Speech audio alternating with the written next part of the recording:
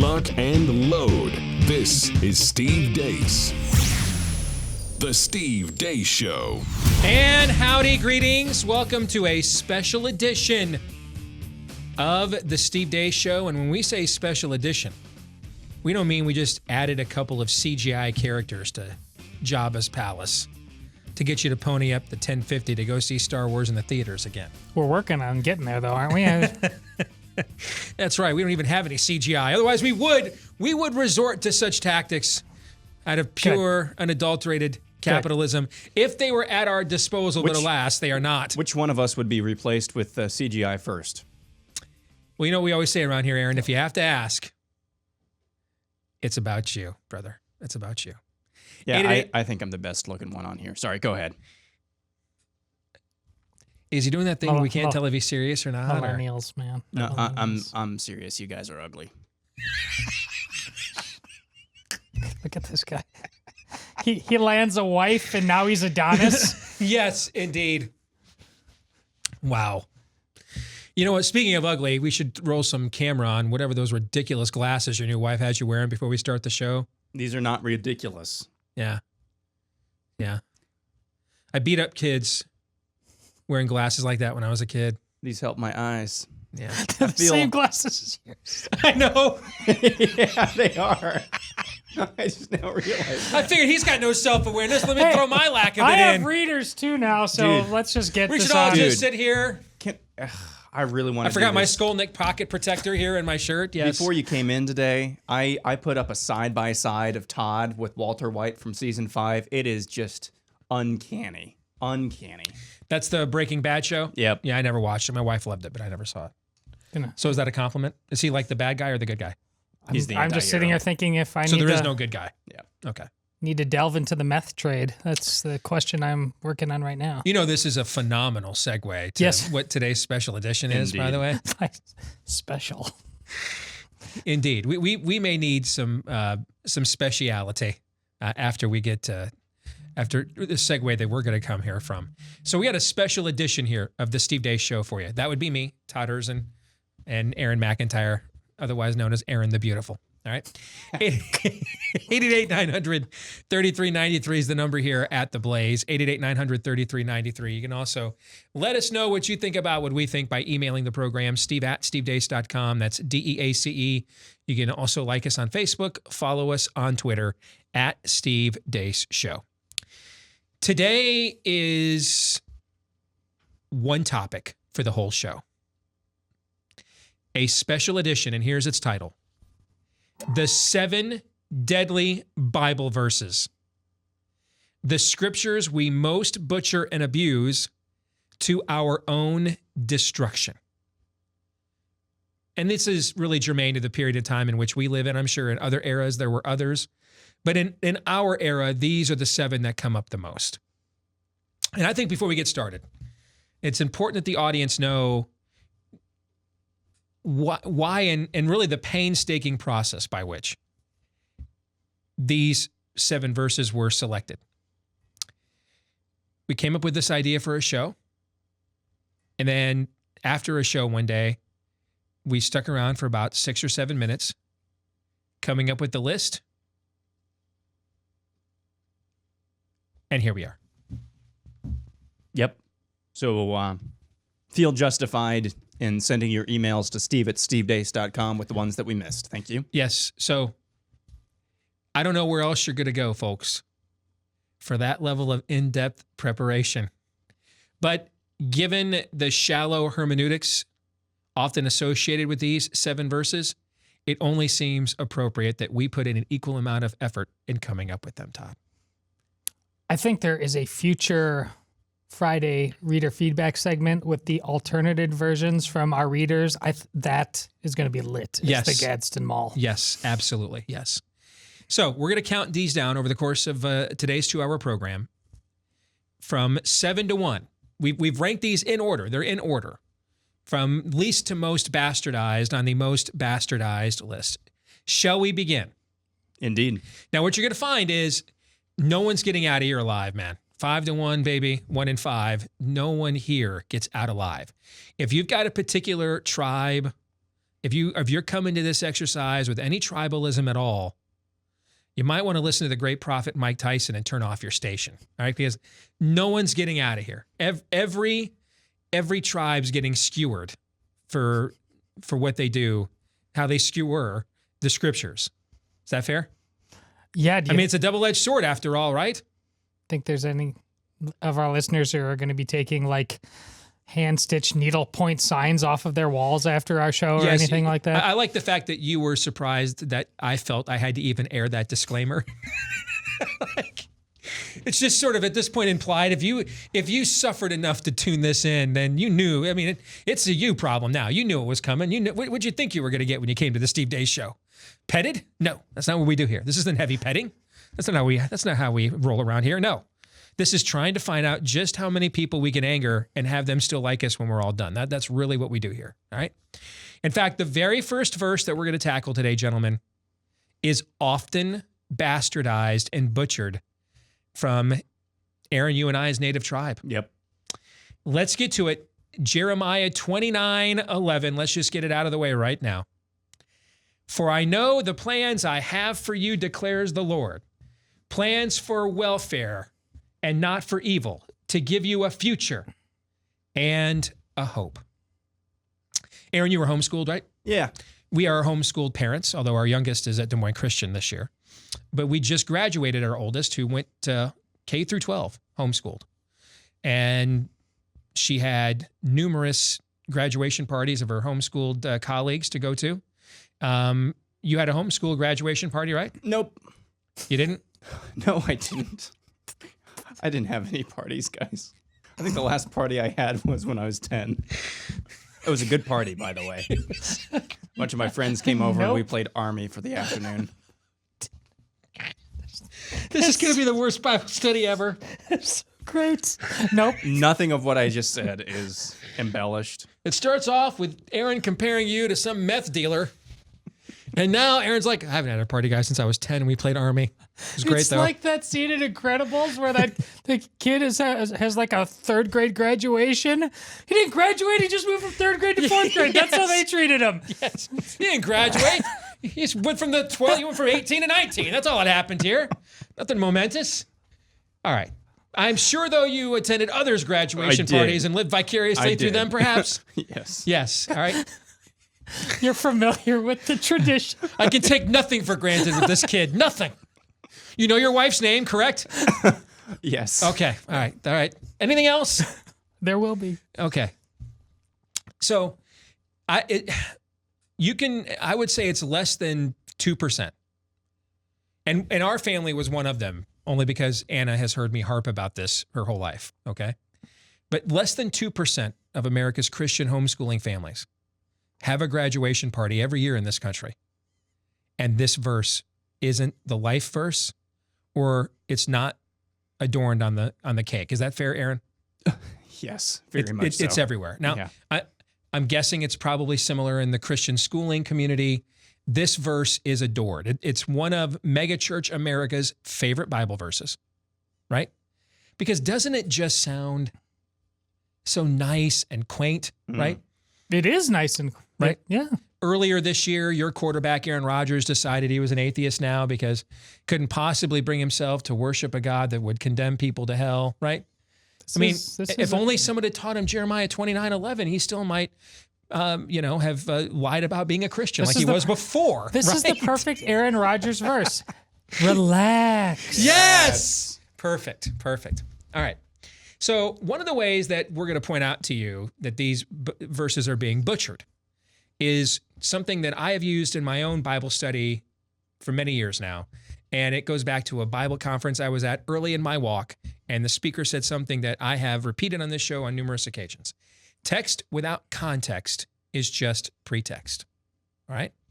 So, first of all, who was the prophet Jeremiah? Well, the prophet Jeremiah, as I'm sure many of you know, was the inspiration for what we now know in our day and age as the greeting card industry. And one of the things that he was very famous for was the dispensing of pithy affirmations all throughout Israel. This made him very popular and is the reason that many children were named after after Mr. Jeremiah because no, Todd, no. Many graduation parties were thrown for him. Yeah, no, I mean, He graduated every day. Jeremiah, Jeremiah would actually go to the temple, and in the hall, one of the hallways at the temple, he would write things. He would make his mark on the wall with his affirmations, and that's where we get hallmark from. Absolutely. He would throw up his wonder words up there like Joel Osteen. Okay. Mm-hmm. Tremendous. Charisma. Mm-hmm. Right? No. One of the books of the Bible, not bearing his name, that Jeremiah wrote, is literally called Lamentations. And not the good kind. That should be a hint. That should be a hint. Okay.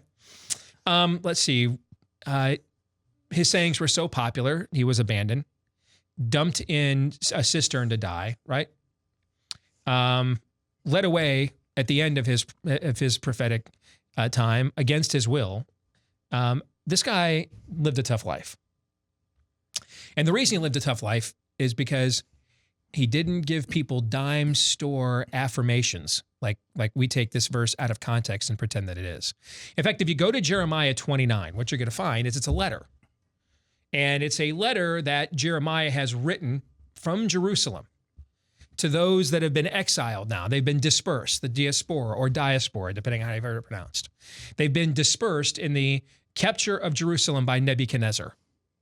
And I believe this is when the ark is lost to history, the temple is destroyed. I mean, this is really the end of the original age of the Jewish people that was culminated with the ascension of King David. This is the end of it.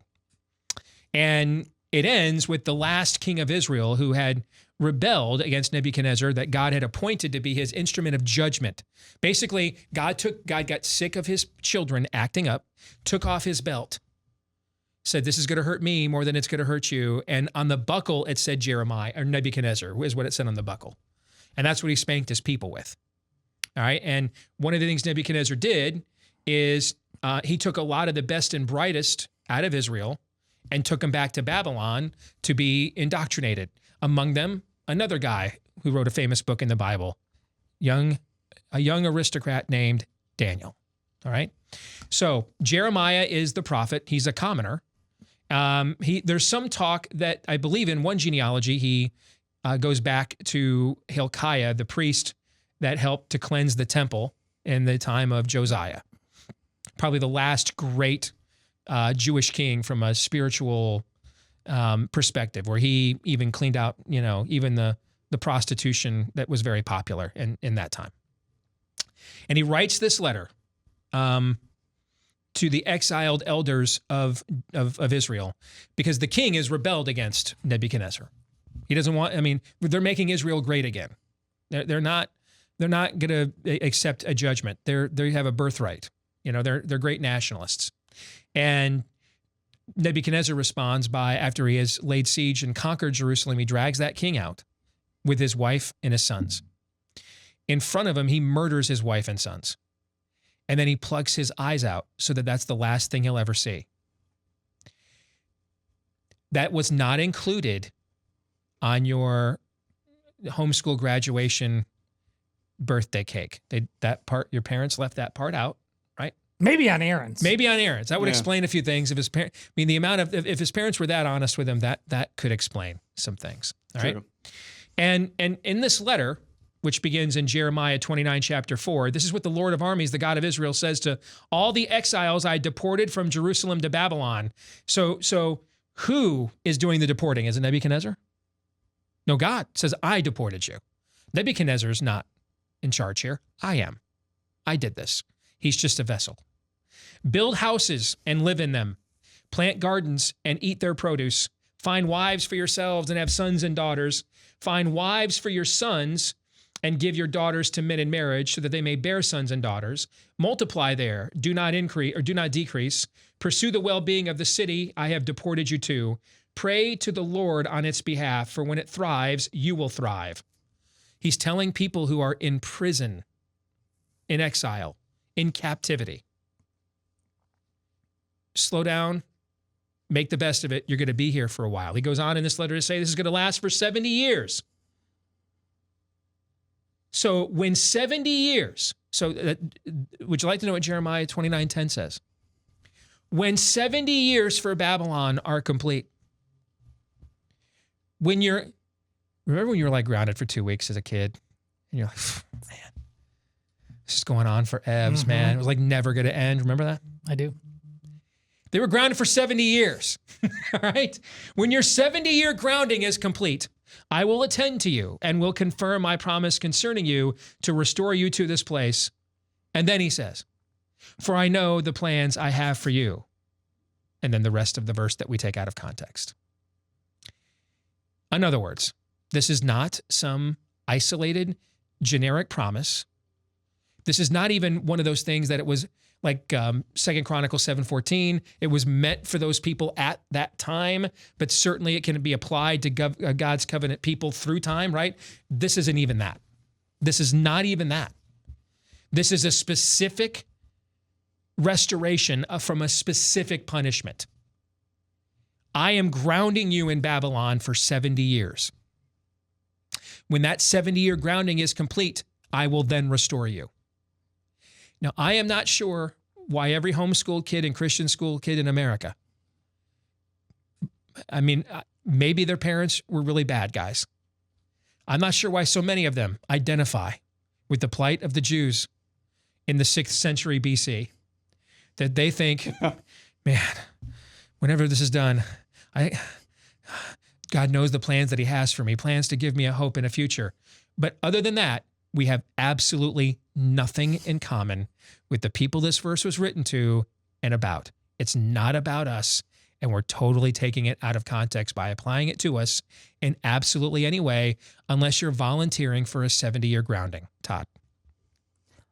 Well, that right there is kind of the money line, because you basically describe this is kind of a primer for how even some of the most conservative among us will interpret the entirety of the Bible. It's kind of a lodestar. Not very few of us are built to just be sackcloth and ashes like full time. Like Jeremiah was forced to because of the calling that God put on his life, right? Right. So, how can we kind of this is retconning, because what this really is, this is like the forced march that you have got to go on in 100-degree high humidity heat, and halfway through you get to stop for a second and have a single drink of water just to hydrate, but you're going to finish it. It's going to this is a drink of water in the middle of parchment, yes, unending on both ends. Yes. And thank God for that glass of water. Absolutely. But the way people interpret it, it's like the glass of water becomes like the miraculous water from the rock, unending, and the desert is just like, it's just a little dry spell. No. It's retconning is what it's doing. Absolutely it is. You bet. And here's the thing too, it's not like there's not a lot of other verses that aren't in this specific context you couldn't find in the scriptures that give you that sense of eternal hope. I mean, Romans 8, I think, is my favorite portion of scripture. Why? Because it's statement of hope after statement of hope after statement of hope after statement of hope, right? So it's not like, Aaron, you're lacking for, pithy, affirmations in the scriptures to take this one and way butcher it out of context. Yeah, and to go back to 2 Chronicles 7:14 as well.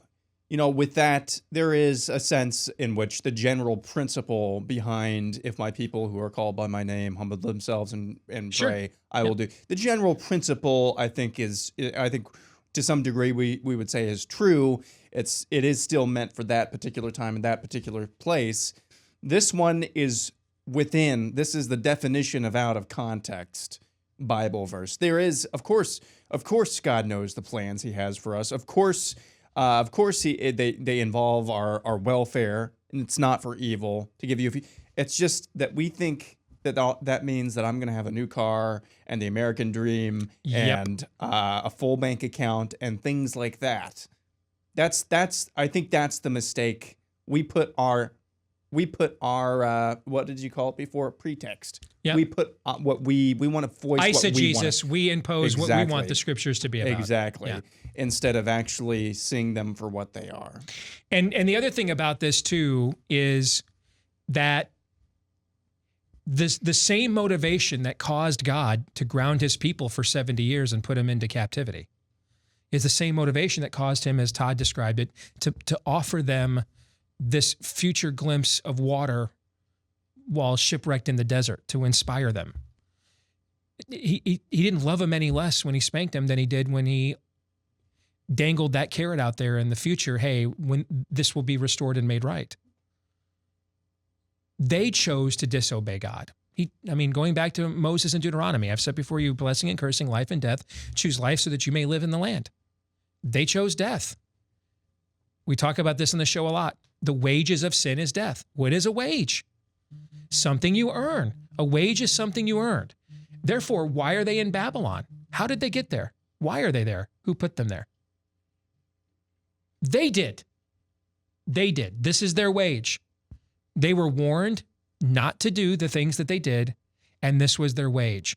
And so I think the other thing we do when we take this out of context is I think we practice reductionism with God. We diminish the justice of God because his punishment was out of love, just as the promise, even in the midst of the punishment, for a future restoration was out of love as well. Does that make sense? Yeah, absolutely. All right, let's get to the second one. Verse 2. This comes from 1 Timothy 6:10. For money is a root of all kinds of evils. It is through this craving that some have wandered away from the faith and pierced themselves with many pangs. That's actually not the verse. That's often how it's cited. It's often cited that money is the root of all evil. How many times have you heard that over the course of your lifetime? Many. Many. How about you, Aaron? Yes. Yes. So on purpose, we put it up there the way that it is cited. Except that's not what the actual verse is. Here's the actual verse. For the love of money is a root of all kinds of evils. It is through this craving that some have wandered away from the faith and pierced themselves with many pangs. Well, that changes things quite a bit, right? It does. Right. So, because here's who wrote these words? The Apostle Paul wrote these words to his spiritual son, Timothy, that he was mentoring in these two letters to essentially assume a position of leadership in the church, both while Paul was still alive and then preparing him for what life would be like when he no longer was. And one of the things Paul was he was also a professional tent maker. Now, why was he a professional tent maker? Because he needed what? Money. But I thought money was the root of all evil. So the guy that wrote most of the New Testament needed money. And so since money is the root of all evil, and the guy that wrote most of the New Testament needed money, he's evil. And so we don't need to listen to the New Testament, right? That's your YouTube hermeneutics I just gave you right there from Aaron Rodgers. That's my quarterback. Yes, him. Okay. But Paul also needed money to travel everywhere that he went, needed money to travel by ship, needed money for lodging, right? He was constantly taking up collections for Christians that were in persecuted or poor communities throughout the Roman Empire. What were those collections? What were they collecting? Stamps, baseball cards. I mean, I'll trade you. I'll trade you a Josiah All-Star for your Caleb rookie card. Is that what they were trading? Is that what they were collecting? What were they collecting? Money. Why did they need money? Because money buys stuff that poor people need. So money is not evil. The love of money is. Why? Because what does the love of money produce? Idolatry. That's why the love of money causes you to wander away from the faith. You choose something you love more than God. That's why Jesus said to the rich young ruler, go home, sell off everything you own and come and follow me. He wasn't making a statement of asceticism, wasn't saying take a perpetual vow of poverty or you can't be a follower. Not what he was saying at all. I mean, a very rich man gave Jesus the tomb he was buried in. Those things by the average Jewish daily wage were unaffordable for the average Jew. The tomb that Joseph of Arimathea donated for Christ to be buried in. after his crucifixion? No, it's because that rich young ruler, that was a test of his faithfulness. Does he really want to accept the cause, or the cost, I should say? Does he want to accept the cost of following Christ? It's why Christ says to somebody who's poor, who says in the Gospels, Lord, I'll follow you, but first I have to go home and bury my father who's passed away. Well, that guy's poor. And Jesus looks at him and says, let the dead bury their own dead. He can't do anything more for you. He's dead. In other words, what things are you putting in front of your relationship with and worship of the one true God? That's what that is about. That's why money is not the root of all evil. But the love of money is. The love of money is. Because it means you love money, really, and not the Lord your God with all your heart, soul, strength, and mind. Gentlemen, your thoughts? Yeah, I mean, it's just the chapter before this that says that recites scripture saying, don't muzzle an ox while it's treading out grain, and the worker, the laborer, is worth his wages. You earn money. Economies are obviously how God plans to help care for and provide for his children. That's I don't think there's any question about that. But this is so easily taken out of context as well. And what is the motivation? What's the motivation for us taking this verse out of context? And I would just be curious for both of you all. What do you think is the motivation for doing that? To justify often class warfare, covetousness, socialism, things of that nature, which is ironic in our culture because going back to, this really began with Barack Obama in 2008, but in the last 3 presidential elections now, folks, the wealthier you are, the more likely you are to actually vote for leftists. The leftists are winning the 1% now. Most of the billionaires now are progressives. That's who Trump was speaking to earlier this year at Davos in Switzerland when they asked him about Greta Thunberg, who wants to take all their fossil fuels and everything away. All right. So that's the great irony. I mean, Bernie Sanders, how many homes does he own? We've cited that how many times? There's 2 billionaires. So we had 1 billionaire running in the Republican side the last time. The Democrats hate wealth so much they've got 2 of them now, and Michael Bloomberg and Tom Steyer. But that's often what this is used to justify, is that level of class warfare and covetousness, Todd. Yeah, guilt is a very powerful weapon amongst secular circles. And this sister passage to this, they kind of riff off of each other. It's easier for a camel to get through the eye of a needle than a rich man to get into heaven. Well, that has nothing to do with wealth per se. It's telling you can't earn your way. You can't buy your ticket with things, with status. It has nothing to do with the inherent amount of money. By that definition, if it was money, the more you'd have, the worse of a person you'd be. That's chaotic thinking, scripturally or otherwise. Nothing points in that direction. Yet I think there's enough examples of poster board scripture that are so easily kind of, because they riff off each other, and people have heard of both of these, and it's cause to get lazy. And listen, the church lets them get lazy with it all too often. In fact, if you go down to verse 17 there in the same chapter there in 1 Timothy, Paul writes, "Instruct those who are rich in the present age not to be arrogant or to set their hope on the uncertainty of wealth, but on God, who richly provides us with all things to enjoy. Instruct them to do what is good, to be rich in good works, to be generous and willing to share, storing up treasure for themselves as a good foundation for the coming age, so that they may take hold of what is truly life." He's advising people who are rich. In the current state, they're rich. He doesn't tell them to abandon their wealth. He's telling them how to be righteous and holy while you are rich, and make your priorities that which God says are eternally important. More of the 7 deadly Bible verses next.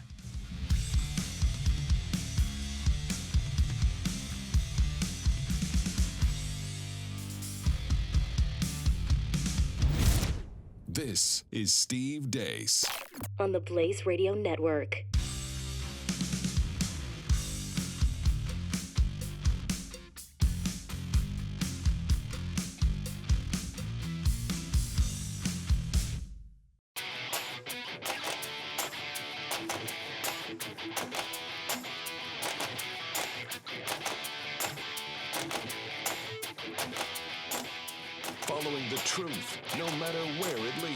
The Steve Deace Show.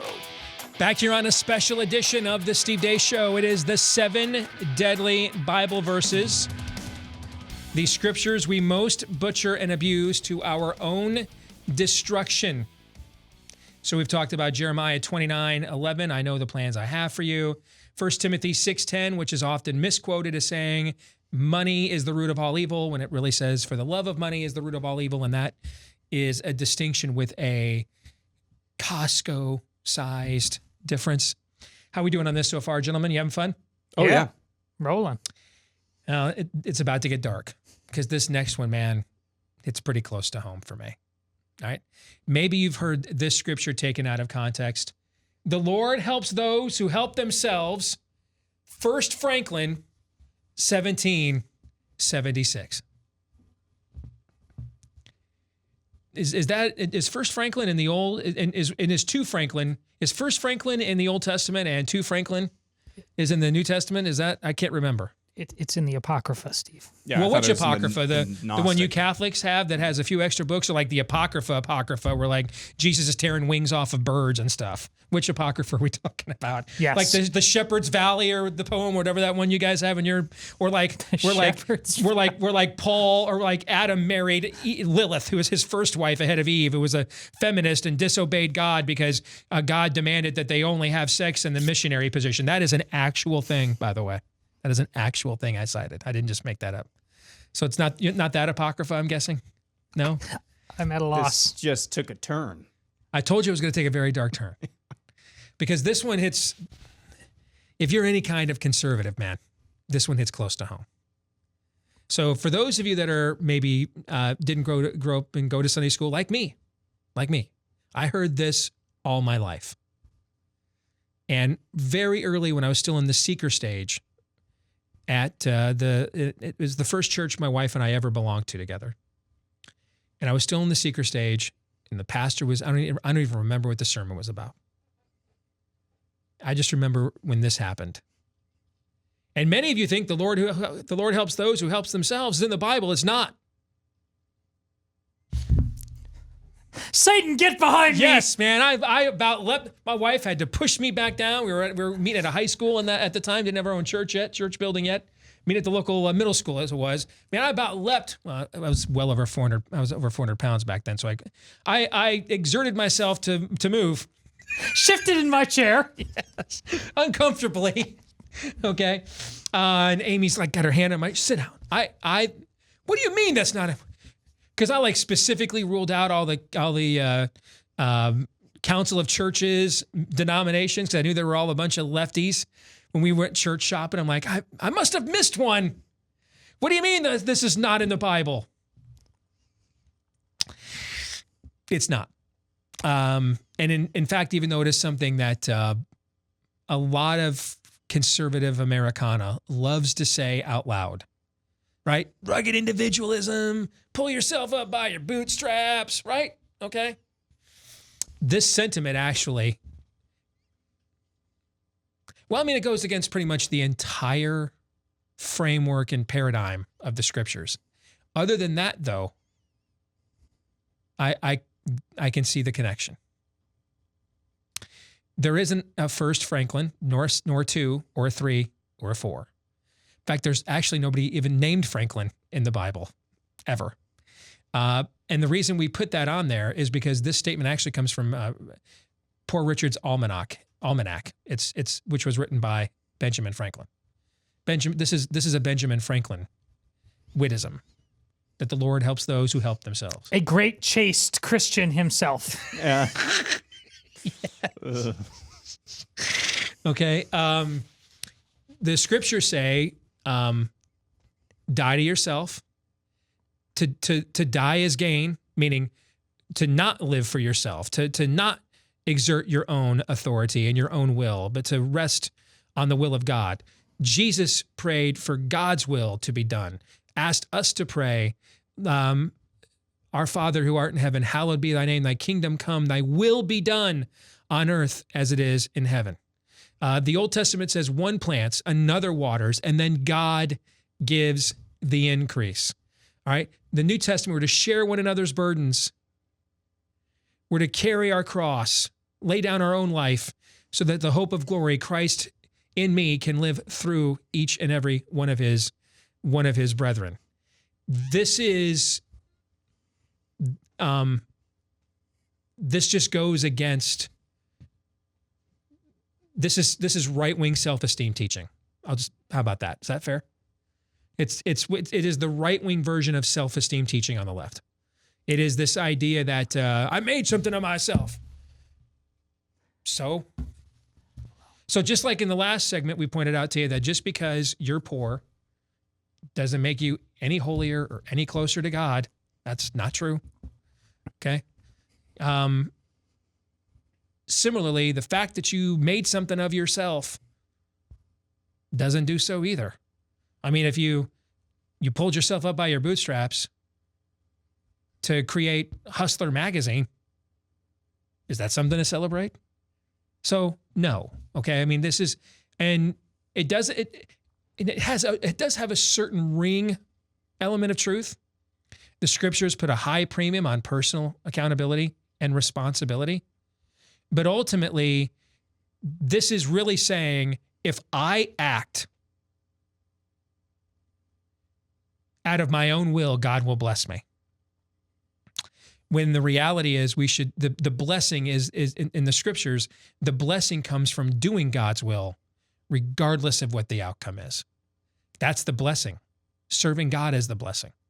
Not the outcome of it, one way or the other, but the fact that the most powerful being in the universe wants us and calls for us to serve him and with him. That in and of itself, that is the blessing. What do you guys think? Well, we're right back to what I said before about rich man getting into the kingdom of heaven. You can't earn it. You can't help yourself that way. Now, if you'll allow, can I make somebody really uncomfortable? Oh, by all means. Yes, Mr. Walter White. Give us your biblical exegesis, well, please. What do you get when you take this verse and you gussy it up in a really loud font and you paint it red and you put it on a baseball hat? Ooh.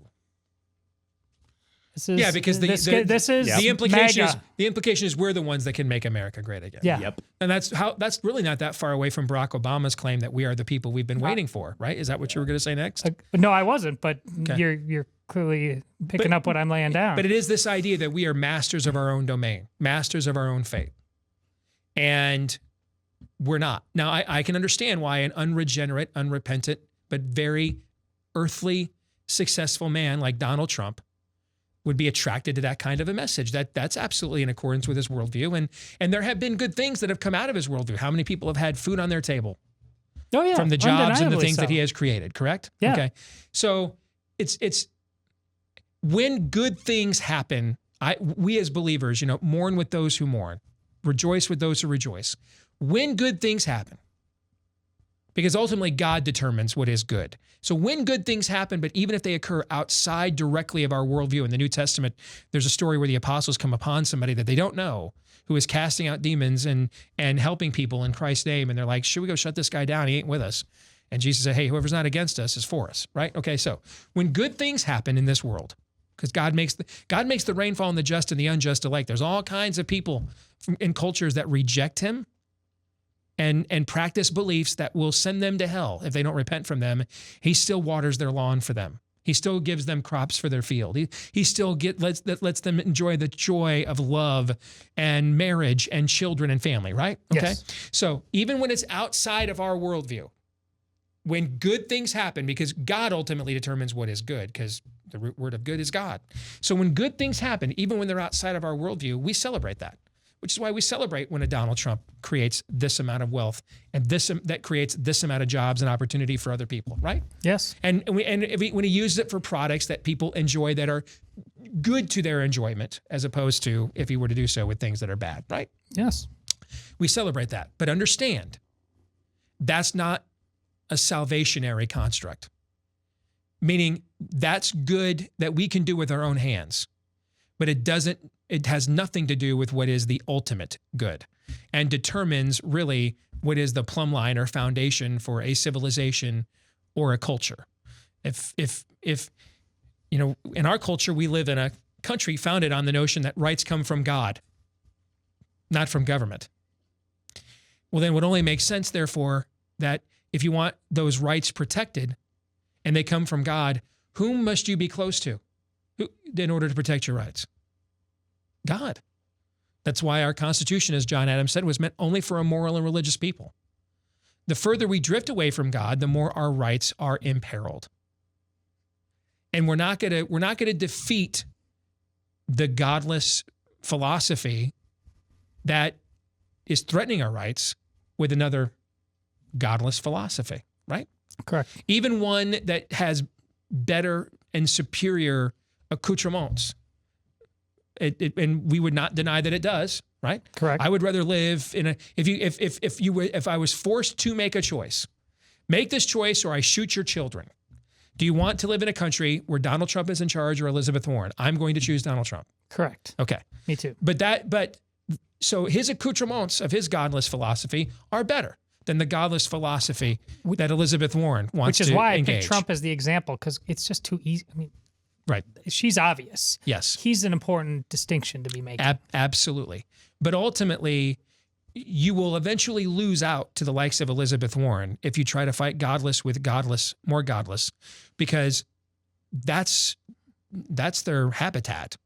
That's their native tongue. You're not going to out you're not going to out serpent speak a member of Slytherin. They're Slytherin. It's their language. It's what they speak, Aaron, right? You know all about that. Oh, yeah, sure. Thank you for that. I'm a member of Slytherin. Aaron the Beautiful. Yes.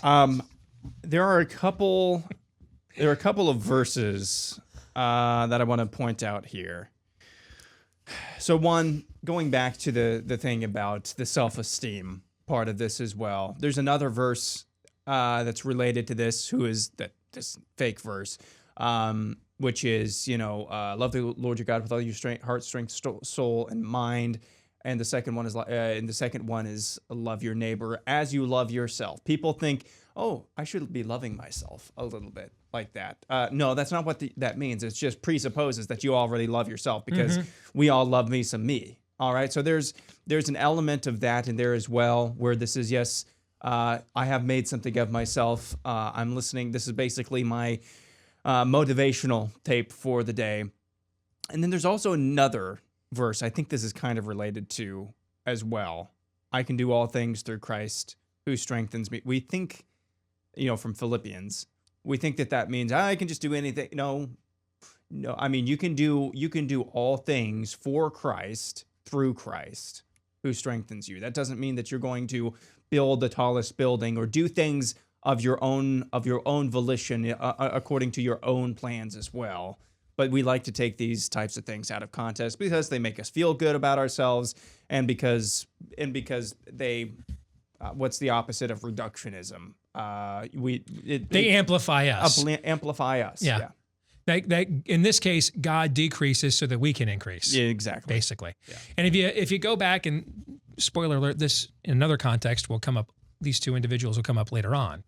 But in one of the things that I've talked about over the years is, particularly as Christians who are engaged in conservative politics, we have a tendency, and I have, and let me emphasize here, okay?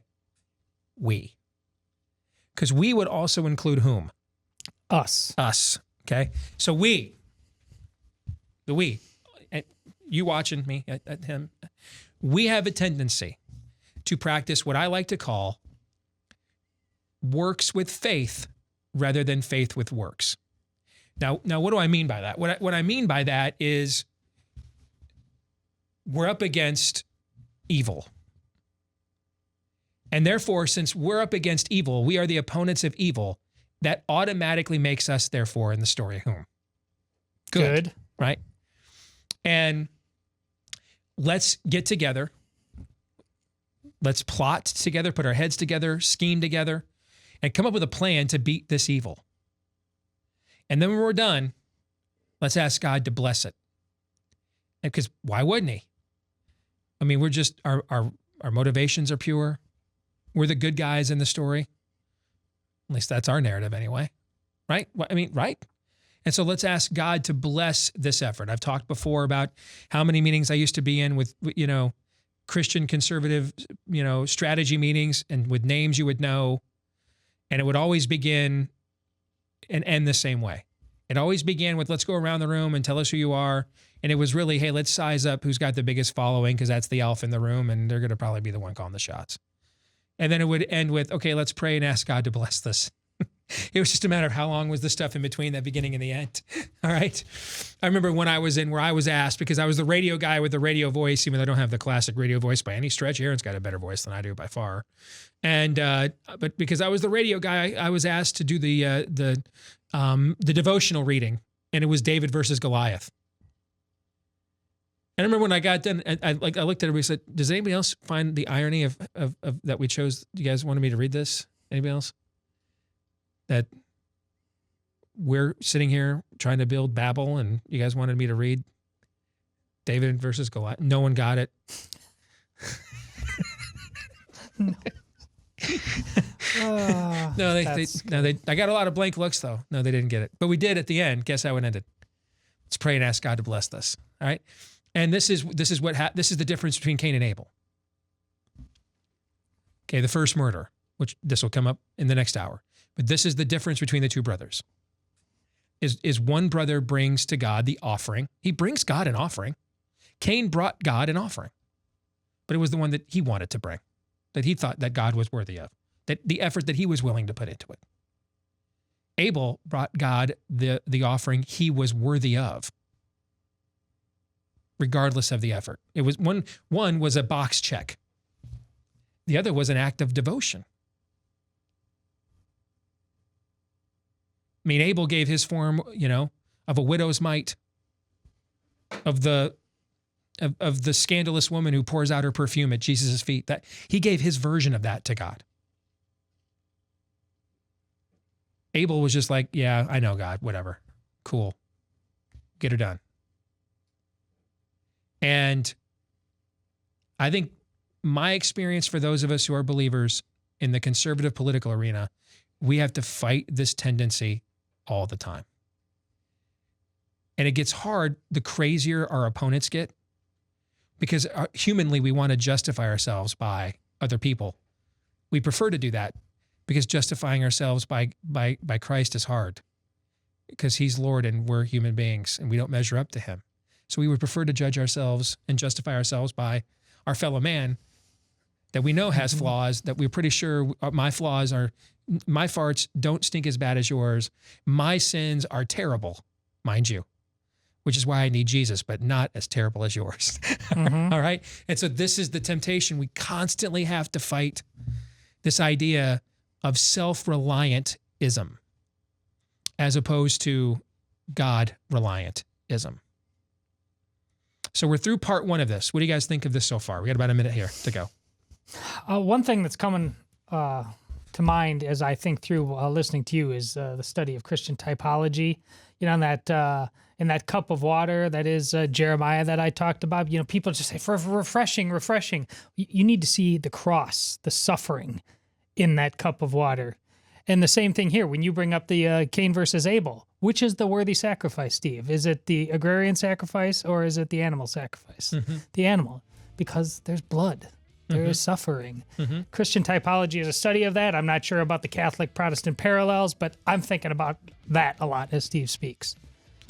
Aaron? Yeah, I'm thinking we need to do a March Madness style bracket of all of the out of context Bible verses, because I'm thinking of more and more as we go along here. That would be fun. Could we get it down to 64? Ouch. We'll come back with hour two in a moment.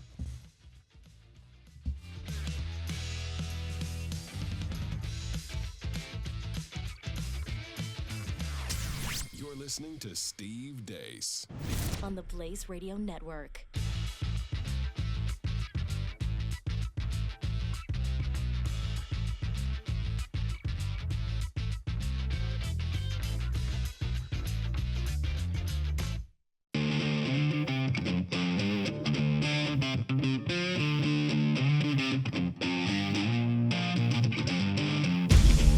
Lock and load. This is Steve Deace.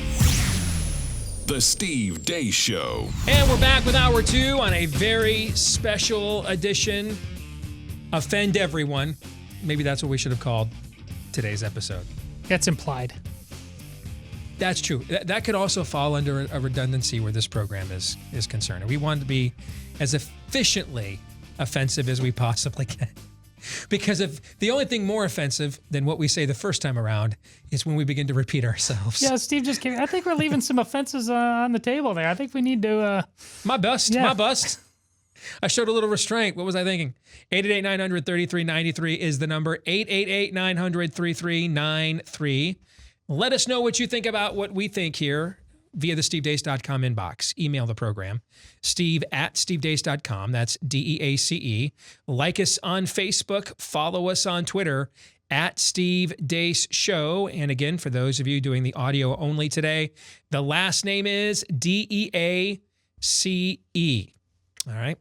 If you are listening to us today via the podcast, by the way, if you wouldn't mind leaving us a 5-star review wherever you choose to podcast from, we would be very grateful, because the more of those we get, the more the benevolent overlords of our society, known as the algorithms, help us to find more people like you. And then the more people like you we find, the more likely it is we get to continue broadcasting to you, the people. So thank you to the thousands of you at the various podcasting platforms you can find this program that have left us 5-star reviews. Please, by all means, keep them coming. If you haven't done so already, please do it for the children. Ours. All right, so today's special edition is titled 7 Deadly Bible Verses, the scriptures we most butcher and abuse to our own destruction. We've gone through 3 of them so far. Jeremiah 29:11, 1 Timothy, which is, for I know the plans I have for you, says the Lord. 1 Timothy 6:10, which does not say money is the root of all evil. It really says for the love of money is the root of all evil. And that is a very, very, very important modifier ahead of that word money. And we talked for a good while explaining that last hour. And then we closed last hour with a verse of the scriptures that's actually not even in the scriptures, but is often quoted as being so anyway. The Lord helps those who help themselves. So far, so good? Yeah. All right, let's get to number 4. Anything in Leviticus we don't culturally understand or purposely seek to distort. Anything.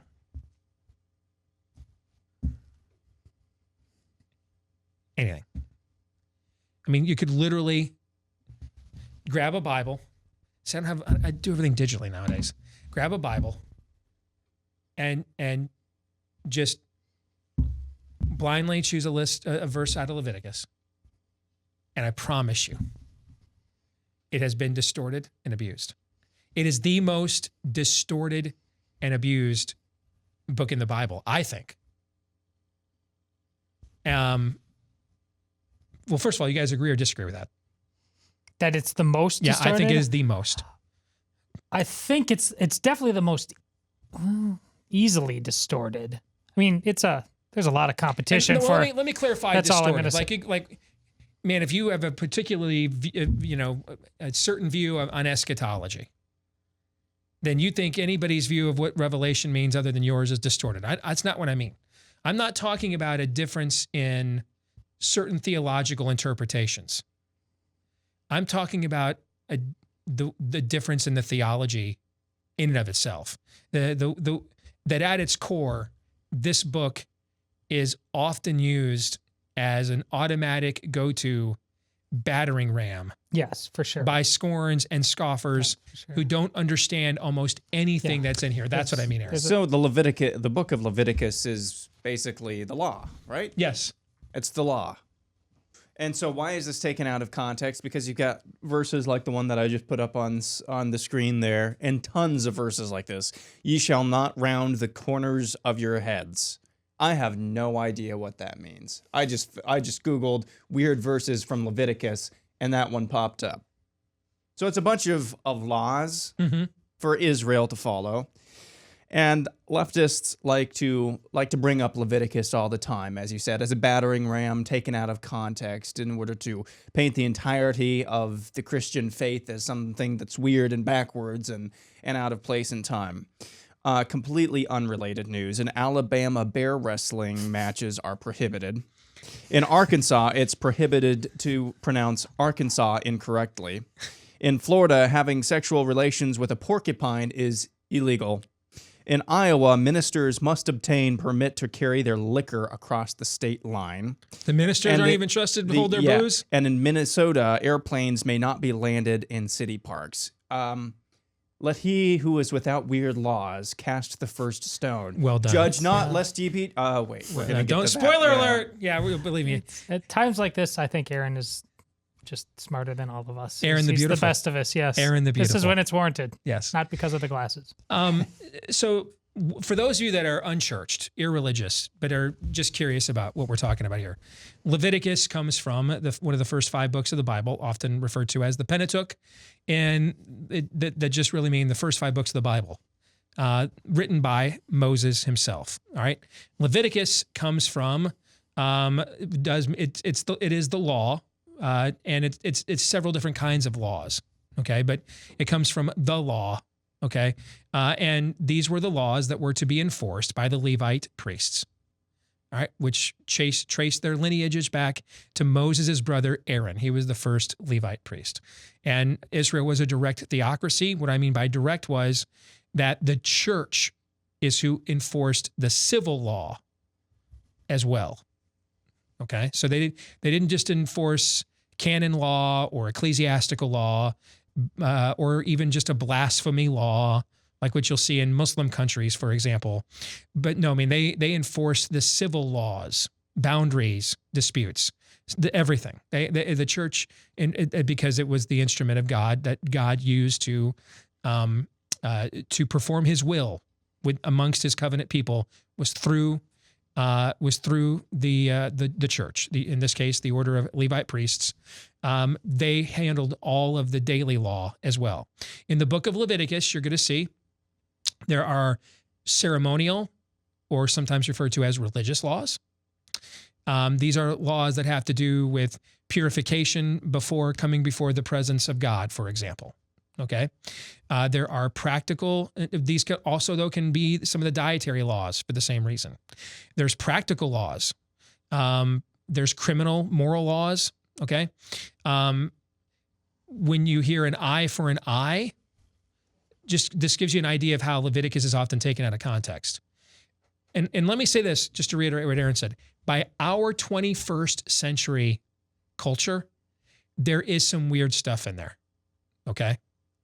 But as Aaron pointed out, We think boys can become girls here, man. yes. As Aaron pointed out, there's lots of weird laws that are weird to us by our modern sensibilities now, but would have made perfect sense there. And I'll get into some of that here in just a moment. But one of the things that's often misunderstood is all of these laws are just lumped in together as, well, Leviticus means the law, so you got to keep the law, you got to keep it all, okay? Well, the early church actually had this debate. It was probably the fiercest debate within the early church, because you have to keep in mind when I say early church, I mean in the New Testament, I should say. All right, the early church in the New Testament, you have to keep in mind that it was all Jewish. Everybody in the early church originally was Jewish, because the argument was a uniquely Jewish argument. Jews were arguing with Jews about whether Yeshua of Nazareth was the son of David, was the Messiah or not. That was the argument. Jews were arguing with Jews. St. Peter, Jew. James, Jew. Paul, Jew. In fact, I think Luke is the only Gentile writer in all of the Bible, maybe. It's not just the New Testament, but maybe all of the Bible, right? Because everything else came from God's covenant people, Israel, right? Mm-hmm. Moses wrote the Pentateuch, and then everything else came from the law, the prophets, right? So is Luke the only Gentile writer in the whole scriptures then, who wrote the Gospel of Luke and the book of Acts right after it? Yeah. Right. Yeah. What does Gentile mean? A non-Jewish person. That's what that means. Okay. So all of this, that's why I kind of chuckle when, and that's not to say there have not been people that claim to be Christians that have practiced horrendous acts of anti-Semitism. And then there have been even great figures in the church. I mean, I don't know how else to spin it, but you're going to find things that Martin Luther wrote, that there's really just no other way to spin it, are pretty anti-Semitic, frankly. There's been a curious, and no vestige of the Christian church is without blame here on some level. There's at times been a, shall we say, problematic relationship between Rome and the Jewish people in Judaism through its history. No one gets off in the Christian church. No one gets off scot-free when it comes to anti-Semitism. But for example, when Mel Gibson made The Passion, you had what's the group, the Anti-Defamation League.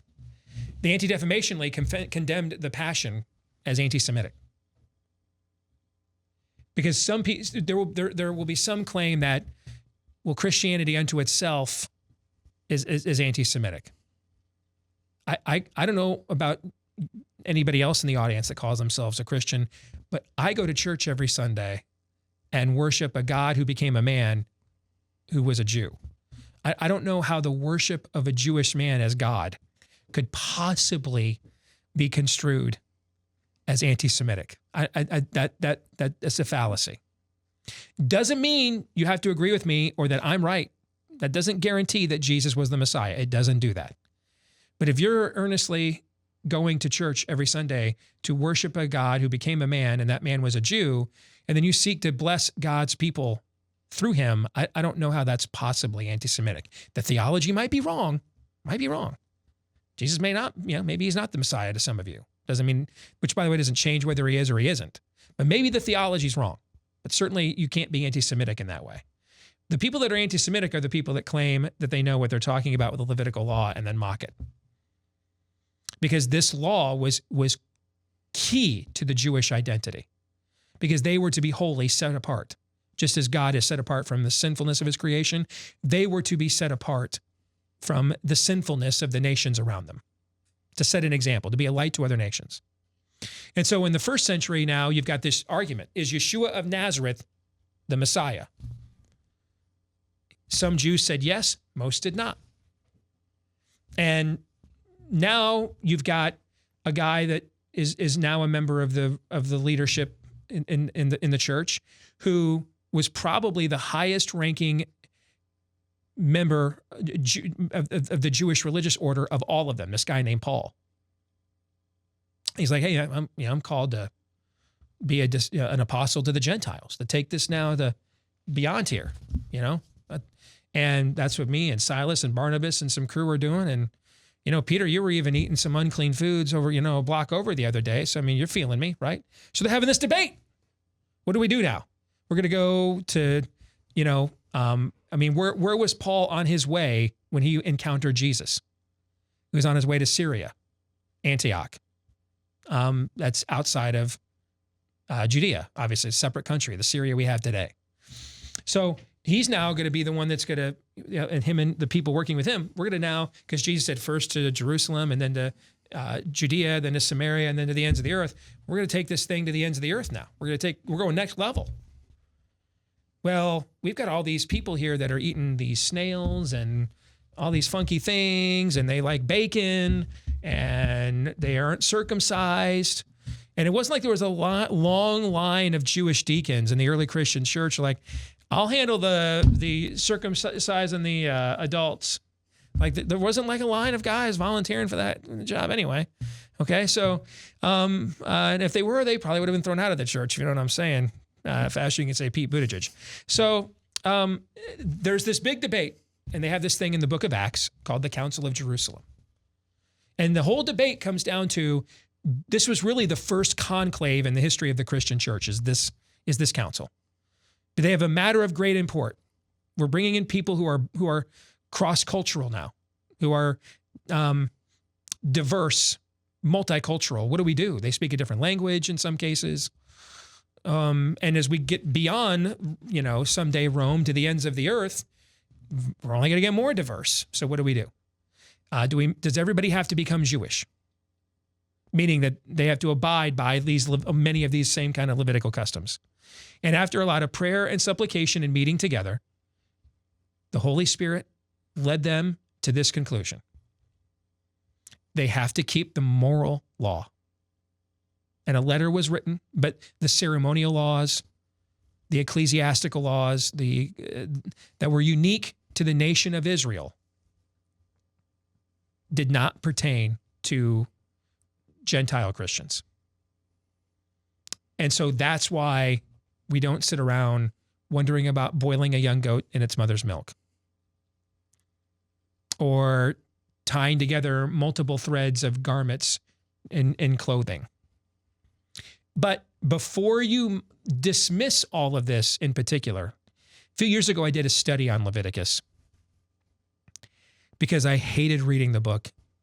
It bored me to tears, and I was convicted that God would not have sustained it if there wasn't something meaningful even for me in the 21st century to get out of this. And there's a couple of meanings that you can get out of this, the 21st century Christian. One is why you need the Lord. The difficulty of keeping yourself holy and righteous on your own, by your own steam. You can't help yourself to this one, Ben Franklin. That's one message you can get out of it, is that it is, you understand, what is it, 618 or 613 laws are in there, I believe. The amount of oversight regulation it takes for us to, on an even surface level, to deal with the impact of our own sin, and that the sin that we have committed has done on this creation. You can't fix this on your own. You couldn't live up to this standard if you tried. I don't think you could understand your favorite book of the Bible, Romans, without reading Leviticus at least. I mean, Agreed. at its depth, because it tells you what the law is ultimately for in Romans. And by the way, who wrote Romans? Yeah, Paul. The Apostle Paul, who before he encountered Christ on the road to Damascus, Leviticus was really what he had given his life to. Leviticus, basically. The other thing is, if you actually study and historically, like, I don't know about the rounding the corners of your head thing, okay? But I've actually done studies. There is actually a practical explanation for many of these things. Yeah. Let me give you an example. The ban on shellfish. Since any lefties watching, you guys like to quote that all the time. One day we were sitting in a Red Lobster, my wife and I were. And she never got into seafood much as a kid. She tried it a little bit, but just didn't develop a taste for it. I love it. Okay. And so we're at Red Lobster. It's for my birthday. We used to go there for my birthday back when we were really poor, and Red Lobster was like a delicacy to us at that stage early in our marriage. And so we do this, we were going to do this on my birthday every year because I loved it. First year on my birthday, we're married, we go to Red Lobster. I love crab cakes. Love them. We order some crab cakes. Amy's like, I don't know, I've never tried these. This smells pretty good. Let me give it a shot. She loved it. What she didn't love was when we went to the ER within the hour, because she couldn't breathe. All right? Because guess what she had, guys? A shellfish allergy. Lots of people have those, by the way. Now, luckily, we could get in our old tiny little Geo Metro that I drove back then and drive downtown about 15 minutes to the ER for her to, get some Benadryl and a shot and make it go away and get her breathing. Are you hitting the med clinic in 1700 BC? Probs not. Probs not. So dad comes home with, guys, catch of the day. Jewish dad comes home. Josiah comes home. Where are the essential oils? Yes. Stat. I come home. I've got today. I was in the Dead Sea and found some shrimp. And he lines up his 12 gorgeous sons, all named after the 12 tribes of Israel. And Reuben's like, Dad, this shrimp smells great over the open fire. And Reuben digs in. And all of a sudden, Reuben's like,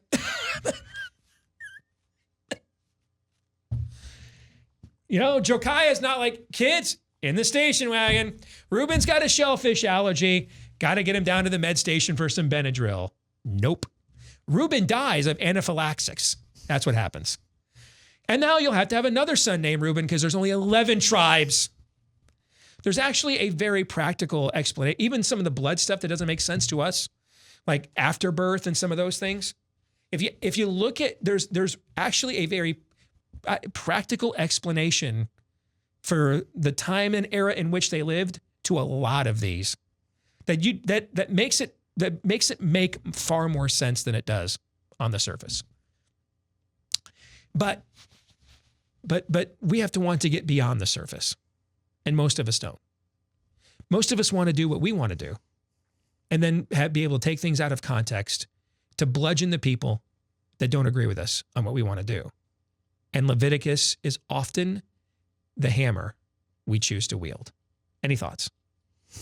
Well, and those who hate the Christian faith, they're shameless in their need and want to live on the surface, because if they were serious, I mean, if they really wanted to know, at least on this front, whether it's Steve and Aaron's tribe or mine, I mean, the book of Acts is the primary reading material within the Catholic calendar post-Easter for weeks on end.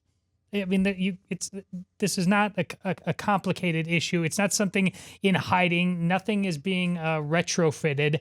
This is a classical understanding of what the Jewish people thought of themselves.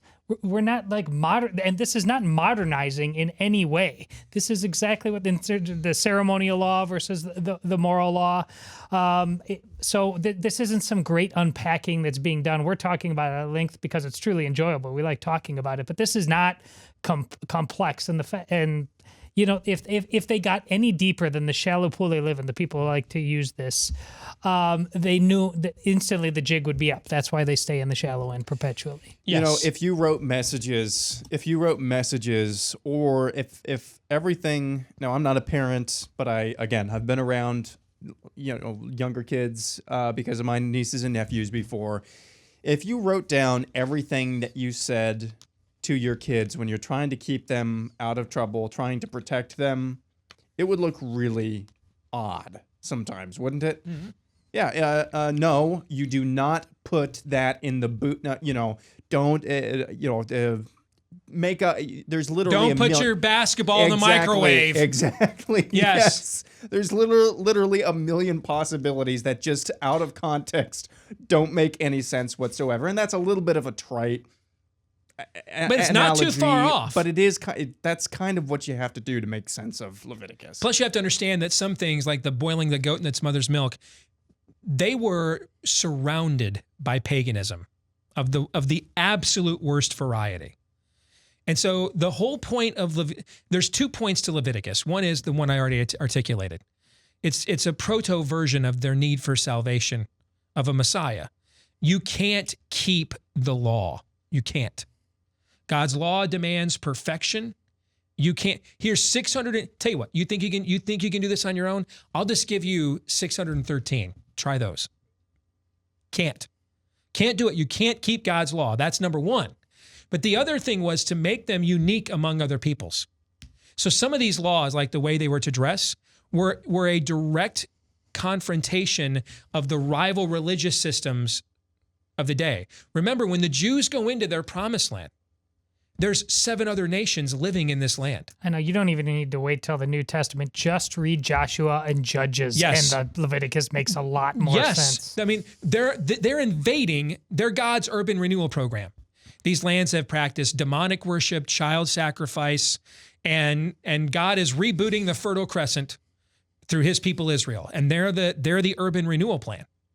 But part of that means folks got to get evicted, and that most of them got to get evicted by force because they weren't leaving without a fight. And so some of these things are direct challenges on how to be different, similar to the plagues of Egypt. Is it most of, or all of them were a direct rebuke of the gods of Egypt, I believe, yep, right? Some of these Levitical laws that make no sense to us today. None. Like if your mom got mad at you, those of us that are parents now, have you looked at your children and said, when they've really acted out, you ever looked at your daughters and said, go pick out your Switch? You ever done that? Not that particular phrase, but a different version of that. Yeah, but I never even heard that from my mom. She spanked me, but I never heard that phrase. She heard that phrase from her mom all the time. And there was an era where that phrase was quite common. If you told a kid nowadays, go pick out your Switch, you're in trouble. Your kid nowadays is going to be like, I'm in trouble, so you want me to play Nintendo? Mom, that doesn't make any sense. I usually take my Nintendo away when I'm in trouble. Now you're telling me to go pick out my Switch, so I'm getting another Nintendo for acting out? You see, it doesn't make any sense, like what you were saying, Aaron. Mm-hmm. Several of these things are direct rebukes to the religious systems that they were surrounded by at the time. And the reason why the Council of Jerusalem said that even the Gentiles must obey the moral law. Here's why. When they came to Jesus and they said, Master, Teacher, what is the greatest commandment? He said, love the Lord, quoting Moses, love the Lord your God with all your heart, all your soul, all your strength, and all your mind. I believe he added all your strength or all your mind, I think, one of the two. Okay? But then he says something else. And the second most is just like it. Love your neighbor as you love yourself. The first, why did he have two? The first, love the Lord your God with all your heart, soul, strength, and mind. That is a summation of the first tablet of the Ten Commandments, which is about the vertical relationship between us and God. And then he said the second one is just like it. Love your Lord, your God, or love your neighbor as you love yourself. The next tablet, or what's called the second tablet of the Ten Commandments, the other five, don't murder, don't commit adultery, don't steal, don't covet, don't bear false witness. That's about how we relate horizontally to one another. And that's why they said you still must keep the moral law. Because what did Jesus say before he was crucified? A new commandment I give you, which was what? Love one another. Well, how are we to love one another? As we love ourselves. I wouldn't cheat myself. I wouldn't steal from myself. Right? So why would I do these things to somebody else? That's why they had to obey the moral law. We spent an undue amount of time on that because this book is given an undue amount of butchery. And this was not, if you get a cleanup in the cans in the canned fruit aisle, you just go pick up the canned fruit and put it back. And if it's dented, you throw it out, right? Leviticus is clean up in the produce aisle, man. I mean, there's lettuce everywhere. I mean, people opened up the meat and it's bleeding out on the floor. I mean, the Leviticus required a mass amount of cleanup. All right. This one is be short and sweet. Next on the list, number 5, Genesis 4:9. Then the Lord said to Cain, where is Abel your brother? He said, I do not know. Am I my brother's keeper? This Bible verse was quoted frequently by Barack Obama. And it's quoted quite a bit by leftists nowadays. I am my brother's keeper. This phrase is introduced to the scriptures by the first murderer, Cain. He has just slain his brother. God asks him, where is your brother? Not that God doesn't know. He just wants to see if Abel will own up to what he's done. Or if Cain will own up to what he's done. And Cain responds with, I don't know. Am I my brother's keeper? This isn't a thing. I mean, this isn't an actual, this is a breathtaking butchery of the scriptures. To quote this as justification for the welfare state, when this is introduced into the scriptures, this phrase, as a flippant, rebellious, defiant saying by the world's first murderer who is literally shaking his fist at God. Other than that, though, nailed it. Hope and change, baby. Hope and change indeed. More in a moment.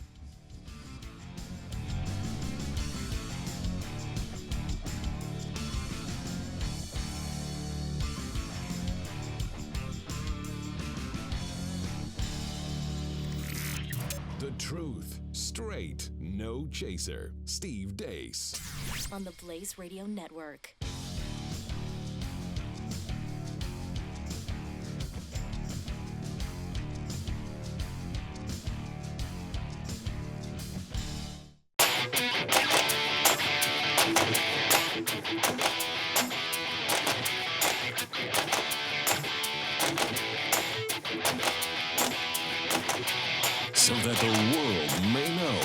This is Steve Deace.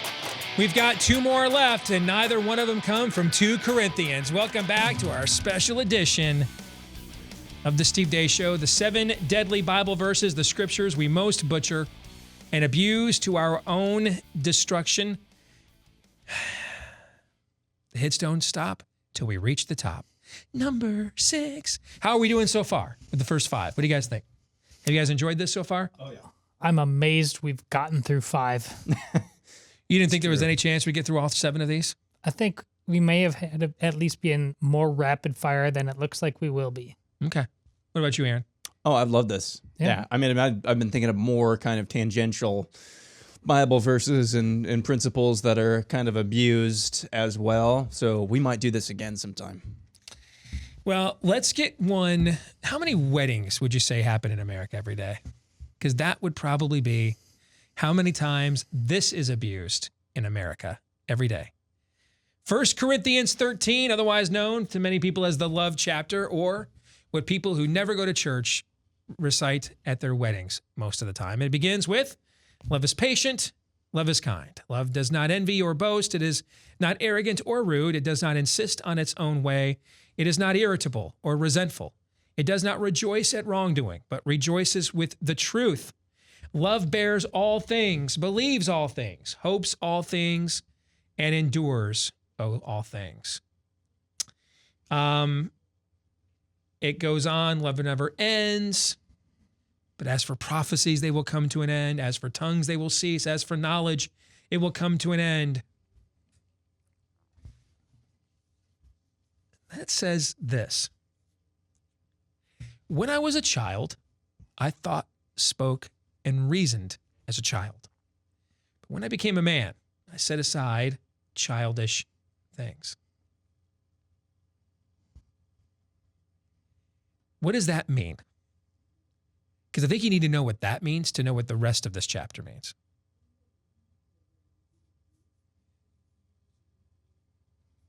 For now we see only a reflection as in a mirror, but then face to face. Now I know in part, then I will know fully as I am fully known.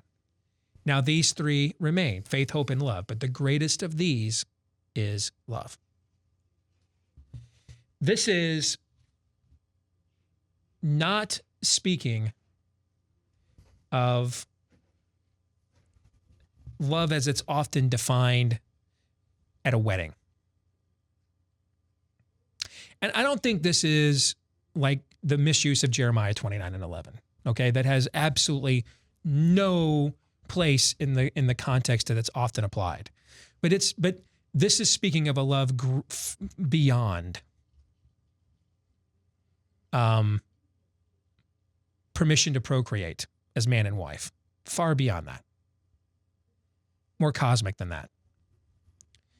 And the notion of reducing it to something that's a trite saying that we use just for a momentous occasion and then probably never really think about or ever again or rarely reset from this time forward.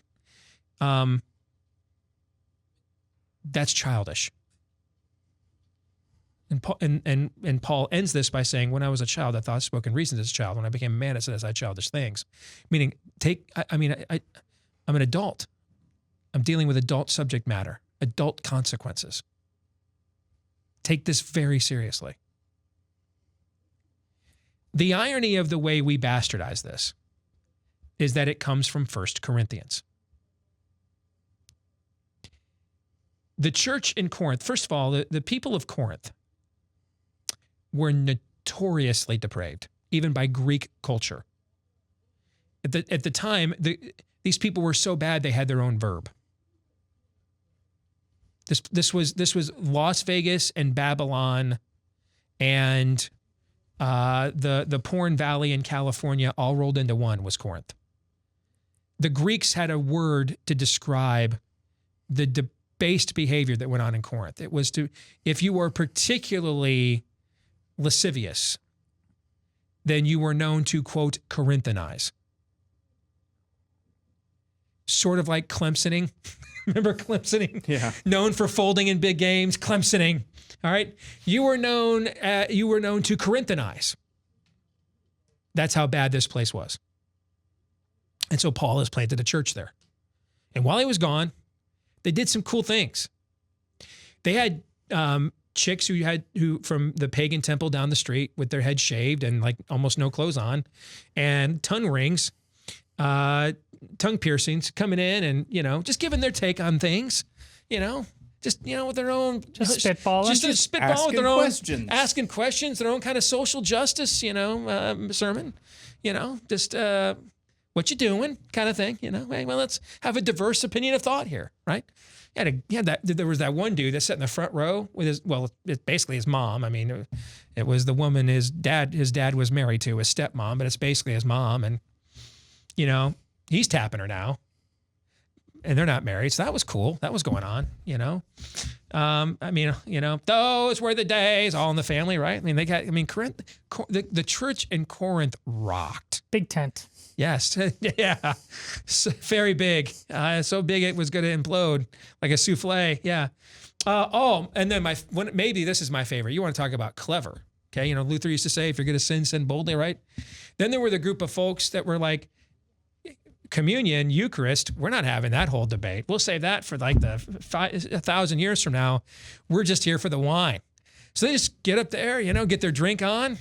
Because back then they didn't, have sparkling grape juice.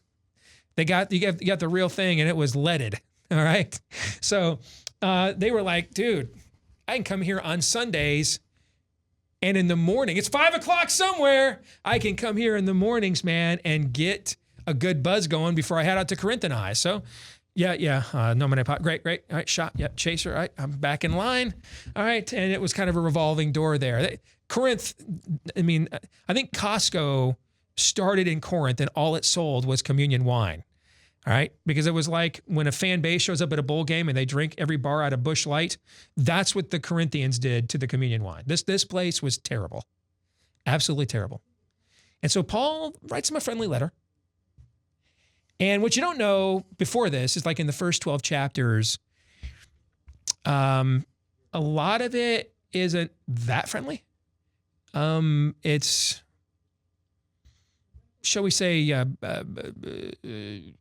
confrontational at times. He's aggravated. Is that fair? Yes. Yeah. Throw these women out. That dude sleeping with his mom, let the devil have him. Slight overreaction by our, comely standards today. Okay. And so again, similar though to like in Jeremiah, this is largely a book of clarification, correction, and rebuke. But then after you're done clarifying, correcting, and rebuking, well, if we're gonna tell you to stop doing what's bad, we got to now reset what? What's good? And so we begin. The irony of how this chapter is just treated, 1 Corinthians 13, at a lot of weddings in America, as sort of trite sentimentalism, sloganeering. It's irony is beheaded here, because this letter was written to attack that level of vacuousness. This letter was written to uproot that level of shallow, that lack of depth, that idea that I can just live any way I want, whenever I want, show up here on Sunday, check a few boxes and dance a little jig and walk out of here and do whatever the hell I want, cheap grace from there. Paul's like, no, not having it. Not on my watch anyway. And yet that's often how these verses are treated in America's wedding chapels, right? Oh, yes. I just recite these. They sound great. I'm sentimental about it for a moment. But then 6 weeks later, 3 years later, 10 years later, if the marriage lasts that long, how often are they thought of then? It's the specific reason I requested that this not be read at my wedding. Because of the triteness aspect of it? Right. Yeah. That it's become a cliche? Yeah. Yeah. Aaron, you have any thoughts before we move on to the coup de grace? Yeah. Not... People again... do their eisegesis.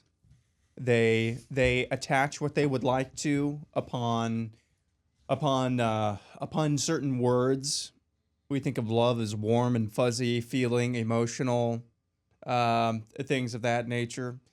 And I think that's the main allure. It's not necessarily that, oh, this is what love means. This is all these responsibilities. No, it's just love, love, love, love, fuzzy, warm, but it's just that over and over again. And there's no thought to what, not only just the context, but what's actually being said here, even if it was taken in context of the broader message to the Corinthians. A question to you two on that front.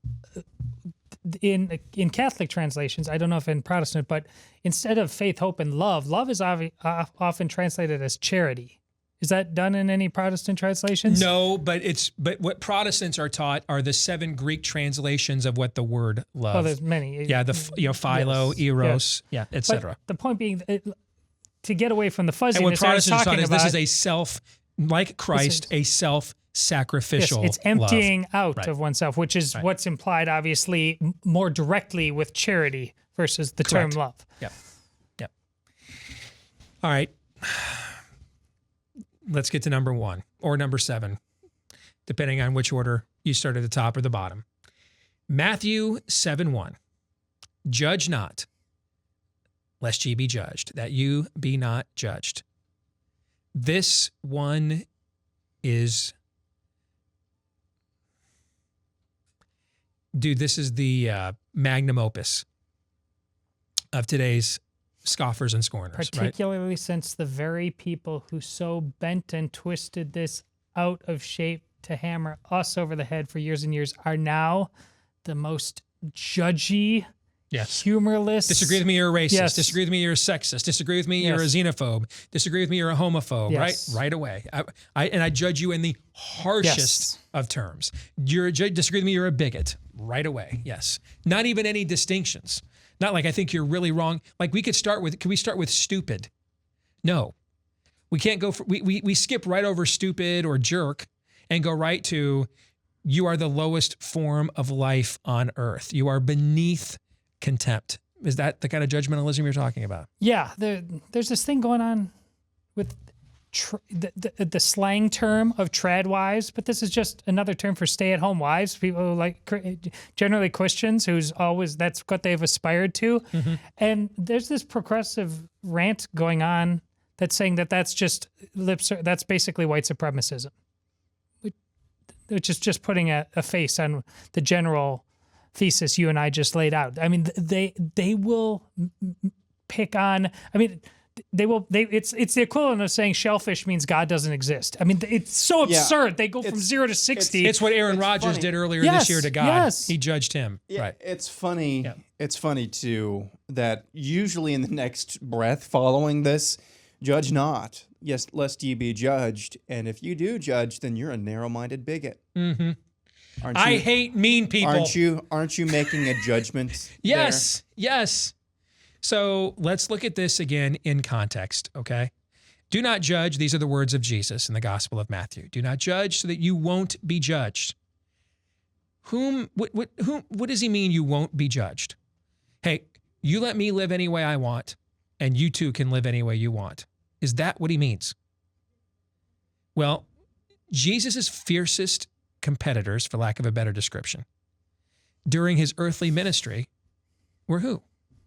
Those who used God's law not as a means of convicting the people to draw nearer to God, but those who used it hypocritically or self-righteously to place an undue burden on those that were carrying the majority of the burdens to begin with. For example, when Jesus comes upon St. Peter out on the sea, and he says in the midst, come follow me. We see this depicted sometimes in movies, like Jesus shows up. Come.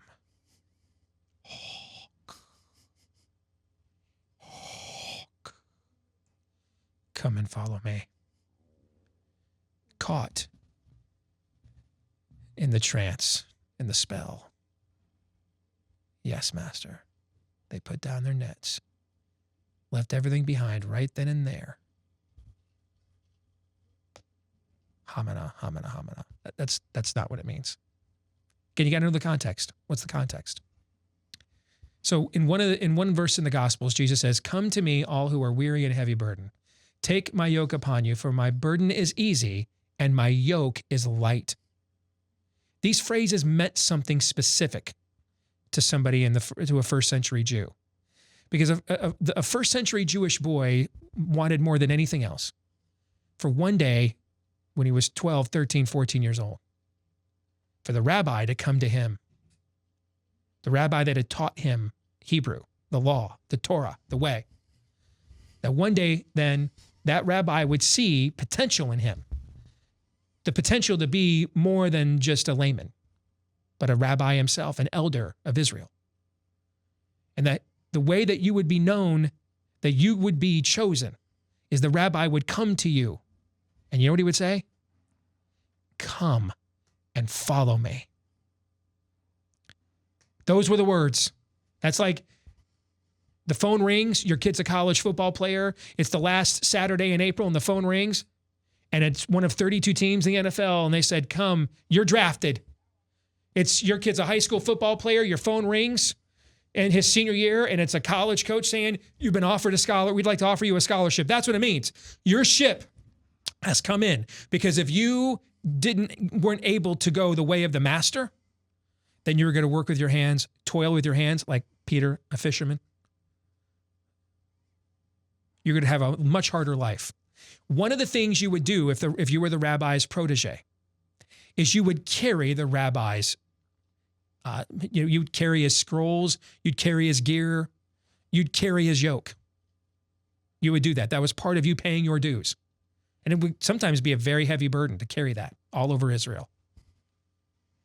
So Jesus is saying, Peter is a grown man with a family when Jesus comes upon him at the sea. He's long been passed over. He's going to do the rest of his life this menial work, toiling with his hands at the mercy of Mother Nature. And so when he hears the rabbi say, "Come and follow me," he's wanted to hear these words his entire life. This is what he's wanted to hear. This wasn't otherworldly. This was as personal and practical as it gets. This wasn't a spell. This was the ultimate affirmation. And it's this level of religious hypocrisy that Jesus is confronting. That's why he says, "Hey, my burden is easy. You're not carrying me. I'm here to carry you. I will wash your feet. I'm the suffering servant Isaiah wrote about. I suffer for you. You don't suffer for me. I suffer for you. I go to the cross. I carry your burdens with me there. I take your burdens upon myself." Too many of the religious leaders of Jesus' day were putting these burdens back on the people rather than taking them upon themselves as the leaders. And this entire line is a rebuke of that and urging the people not to follow in the footsteps of these religious hypocrites. Because do not be deceived, God will not be mocked. A man will always reap what he sows. Do not judge so that you won't be judged, for you will be judged by the same standard which you judge others. In other words, the same false, fake, self-righteous standard you judge others by, God will then judge you and allow them to judge you as well.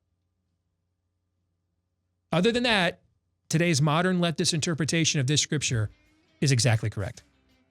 Other than everything's wrong. But everything else then, after being wrong, whatever's left is right, which is nothing. Are we good? Nailed it. You did it. Hey, this was a lot of fun, man. We had a lot of fun kind of riffing on this for a couple of hours. I hope all of you enjoyed it as well. We are done. Did you guys have a good time? Oh, Blast, yeah. Was this a good idea for a special show? Yeah. Oh, I think we could have done twice as long, too. I think we could, but we weren't getting paid for that, so we won't. Workers' worth is higher. I'm John not 3:17.